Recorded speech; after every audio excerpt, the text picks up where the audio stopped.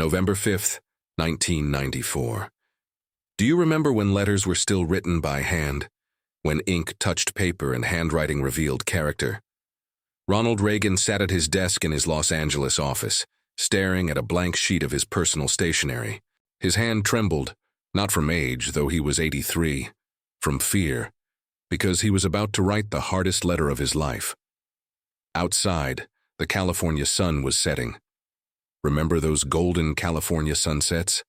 The kind that painters try to capture but never quite get right? Reagan had always loved them. Spent years at his ranch watching the sky turn orange and pink and purple. But lately, he'd been forgetting to watch. Forgetting a lot of things. Nancy sat across from him in the leather chair. She'd been his wife for 42 years.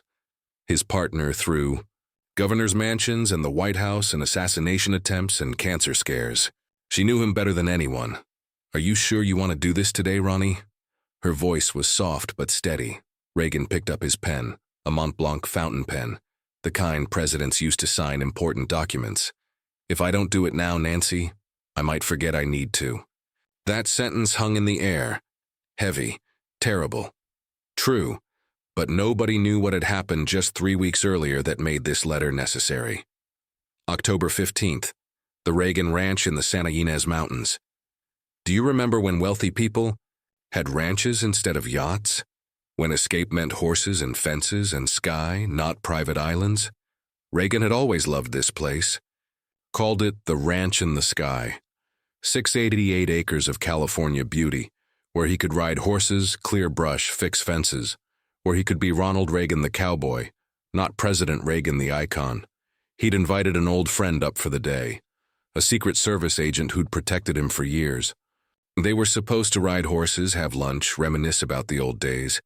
But when the friend arrived at 10 a.m., Reagan answered the door with a confused look. "Hello, can I help you?" Reagan asked politely. The agent smiled. "Mr. President, it's me. Bob, we have a riding date today." Reagan stared at him. This man he'd known for 15 years. This man who'd literally taken a bullet for him during the 1981 assassination attempt. This man whose daughter's wedding Reagan had attended. Nothing. Blank. Empty recognition. "I'm sorry," Reagan said finally. "I'm having a bad morning. Come in. Maybe some coffee will help." The agent came in. Nancy was in the kitchen. She saw his face and knew immediately. This wasn't the first time. Wouldn't be the last. But it was the worst so far. Wait. Because what Nancy did next saved Reagan's dignity but broke her heart. She pulled the agent aside. "Bob, I'm sorry. He's been having more of these episodes. The doctors say it's Alzheimer's. We haven't told anyone yet." "We're not ready." Bob's eyes filled with tears. "Mrs. Reagan, I'm so sorry." "Don't be sorry, just be patient. Help me remind him who you are. Gently, like it's natural." So they did. Spent the next hour looking at old photographs. Nancy carefully, casually mentioning names and dates and stories. "Remember Bob, Ronnie? He was with us in 1981. Remember that day?" And slowly, painfully, Reagan started to remember. Not fully, not clearly, but enough to get through the lunch without realizing how much he'd forgotten. That night, after Bob left, Reagan sat on the porch watching the sunset. Nancy brought him coffee, the way he'd always liked it, black with 1 sugar. "I'm losing it, Nancy, aren't I?" She sat beside him, took his hand. "Do you remember when holding hands was the most intimate thing in the world? More powerful than any words?" "Yes, Ronnie." "You are. No sugarcoating. No false hope, just truth. Because after 42 years of marriage, that's what they had. Truth." "How long have you known?" he asked. "About a year. Maybe more. Little things at first. Forgetting where you put your keys. Asking me the same question twice. But lately, I forgot Bob today. Bob. The man who saved my life." "I know." Reagan stared at the sunset, that golden California light washing over everything. "I want to tell people, before I forget why I need to tell them. Before I forget who I am. And that decision, that brave, impossible decision, would change how America talks about Alzheimer's forever." October through November, 6 doctors, endless tests. Do you remember when medical tests were simple? Blood pressure cuff, stethoscope, maybe an X-ray. By 1994, they had MRIs and PET scans and cognitive assessments that measured every brain function. Reagan sat through all of it, answered questions like, "What year is it? Who's the president?" Count backwards from 100 by sevens. Some days he aced every question. Other days he stared blankly, searching for answers that used to come automatically. The diagnosis was definitive. Early-stage Alzheimer's disease. Prognosis, 8–10 years, maybe less. Treatment, none. Cure, none. Future, inevitable decline into complete memory loss. Dr. Oliver Bears delivered the news. He'd been Reagan's doctor for years, had seen him through colon cancer surgery, skin cancer removals, the assassination attempt complications. But this was different. "Mr. President, I wish I had better news." Reagan nodded. "Doc, I've faced down the Soviet Union. I've survived being shot. I can face this too. The question is, how do I tell America?" "You don't have to tell anyone. Many families keep Alzheimer's private. That's not who I am. I'm not going to hide. Americans deserve to know. Maybe if I speak up, it'll help fund research. Maybe it'll help other families feel less alone." Nancy squeezed his hand. "Are you sure, Ronnie? Once you say it publicly, there's no taking it back. People will treat you differently. They'll look at you with pity. I'd rather have pity than lies. Let's write the letter." But here's what made this letter so powerful. Reagan wrote every word himself. November 5th. Back to that afternoon in Los Angeles. Reagan sat at his desk with Nancy. He'd drafted the letter in his own handwriting, his distinctive slanted script that presidential historians would analyze for decades. Do you remember when public figures wrote their own statements? When you could see their personality in the loops and crosses of their handwriting? Reagan read it aloud to Nancy. "My fellow Americans, I have recently been told that I am one of the millions of Americans who will be afflicted with Alzheimer's disease. The moment I feel just fine. I intend to live the remainder of the years God gives me on this earth, doing the things I have always done." His voice cracked on that part. Nancy's hand found his. "I now begin the journey that will lead me into the sunset of my life. I know that for America there will always be a bright dawn ahead." Nancy was crying. Reagan looked at her. "Too melodramatic?" "No, Ronnie. It's perfect. It's you." He signed it. Ronald Reagan. That signature, still strong, still clear, still unmistakably his, would be one of the last times his handwriting looked like himself. And here's what nobody expected. The letter changed everything. November 6th. The letter was released to the press. Remember when news broke on TV, not phones? When families gathered around televisions to watch important announcements? America stopped. From California to New York, from truck drivers to CEOs, everyone read Reagan's letter, and everyone understood what it meant. The president who'd told Gorbachev to tear down this wall was now telling America about his own walls coming down. The actor who'd made a career of memorable lines was about to forget his own name. The man who'd defined the 1980s was disappearing into the fog of disease. Phone lines lit up at Alzheimer's research centers. Donations poured in. Families who'd been suffering in silence suddenly had permission to talk, to grieve, to ask for help. Do you remember where you were when you heard? If you're old enough, you remember the shock, the sadness, the respect for his courage. But the real story, the one that will break your heart, happened in the 10 years after. 1995 through 2004, Nancy Reagan became a different person. Not the elegant first lady, not the glamorous movie star. She became a caregiver. Do you know what it's like to watch someone you love disappear while they're still alive?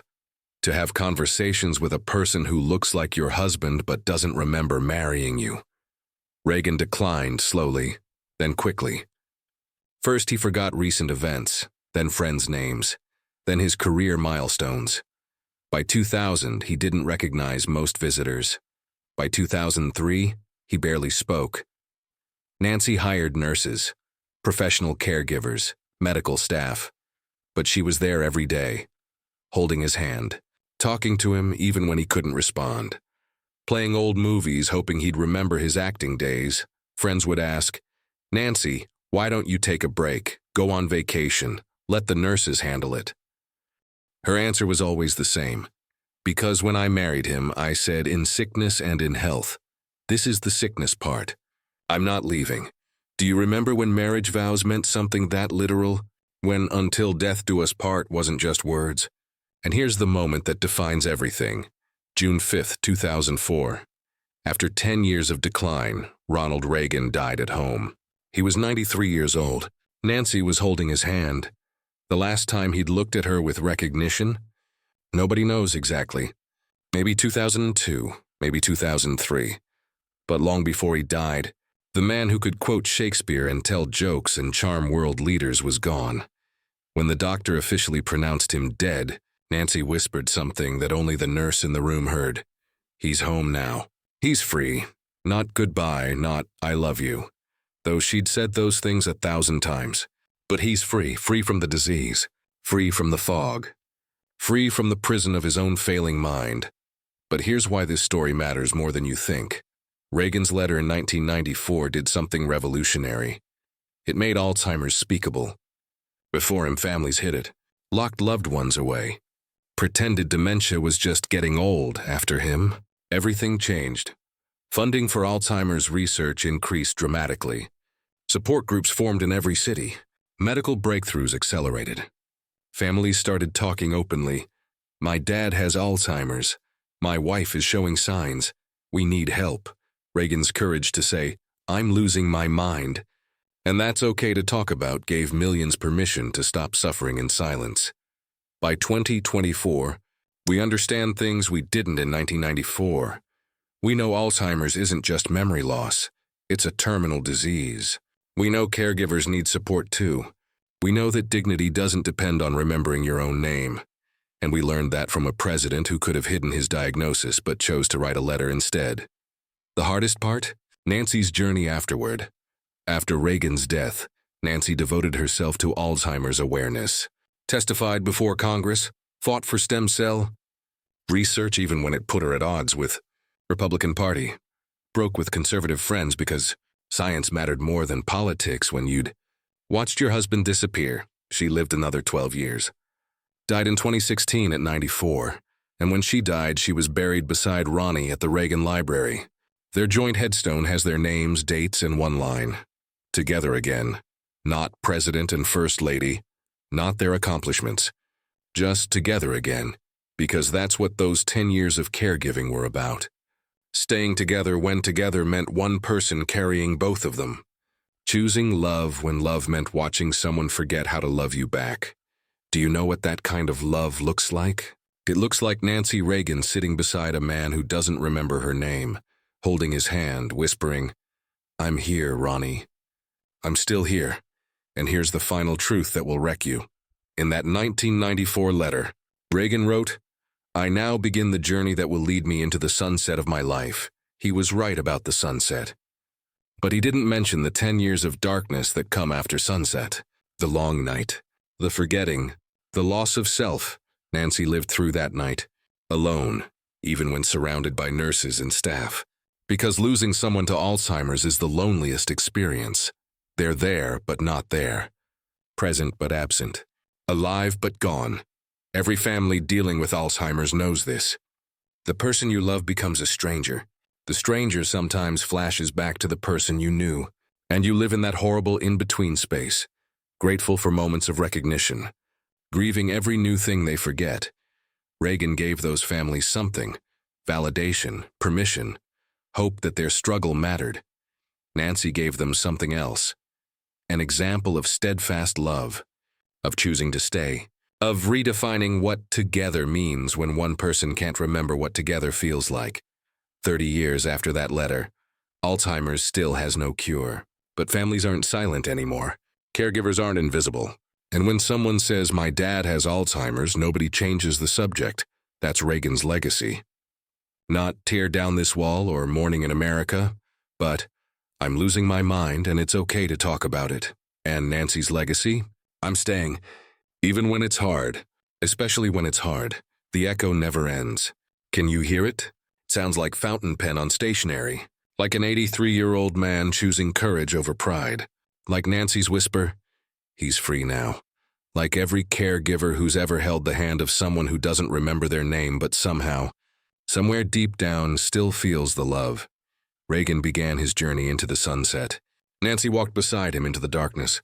And when morning came, they were together again. That's not just a love story. That's a roadmap for how to face the hardest thing any of us will ever face, losing ourselves or watching someone we love disappear. The sunset was beautiful. The night was long. The sunrise was worth waiting for. The echo never ends.